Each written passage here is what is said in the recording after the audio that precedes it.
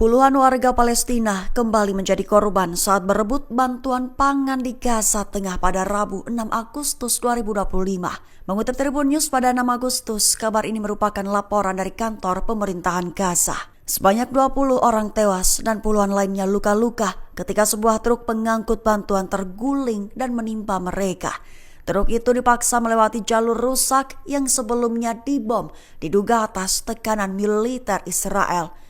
Pemerintah Gaza menyebut insiden ini sebagai upaya sistematis untuk menciptakan kekacauan dan kelaparan. Bukan pertama kali, tragedi serupa sebelumnya telah merenggut ratusan nyawa yang mencoba mengakses bantuan dari GHF. Human Rights Watch mencatat bahwa lebih dari 850 warga tewas saat mengantri makanan antara Mei hingga Juli 2025. Serangan dan penembakan terus terjadi di lokasi distribusi seperti koridor Netzarim, Rafah, dan Shechem Crossing. Pemerintahan Presiden Amerika Serikat Donald Trump dilaporkan bakal mengambil alih langsung operasi bantuan kemanusiaan di jalur Gaza. Langkah tersebut diungkap oleh pejabat Amerika Serikat menyusul penilaian bahwa Israel telah gagal menangani proses distribusi bantuan itu. Pasalnya, Israel yang bertugas sebagai pengawasan dan pihak pengendali operasional tak menjalankan perannya secara efektif dan aman. Bahkan sejak Yayasan Kemanusiaan Gaza atau GHF beroperasi, setidaknya 1.300 warga Gaza justru tewas saat mencoba mengakses bantuan. Hal itu lantaran mereka berdesak-desakan dan ditembak oleh pasukan Israel. Selain itu, GHF dinilai tak melibatkan Badan Kemanusiaan Internasional secara utuh. Alasan tersebut lantas membuat Trump murka hingga akhirnya terpaksa mengambil alih GHF. Meski begitu, Perdana Menteri Israel Benjamin Netanyahu belum memberikan komentar terkait rencana Trump tersebut.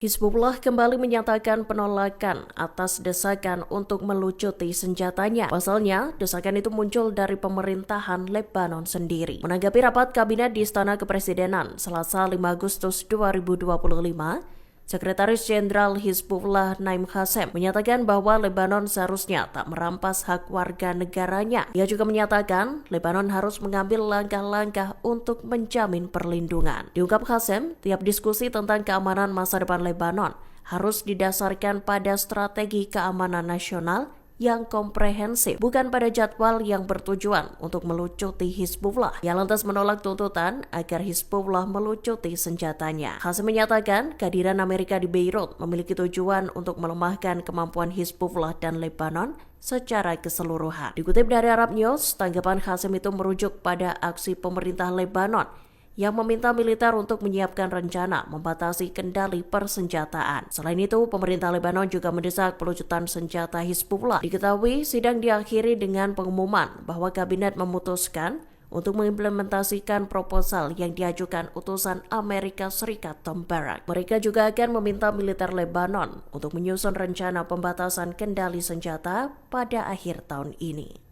Pemimpin Hizbullah mengancam bakal menembakkan rudal jika Israel mengintensifkan operasi militer terhadap kelompoknya. Pernyataan itu disampaikan pimpinan Hizbullah Naim Qassem pada Selasa 5 Agustus 2025.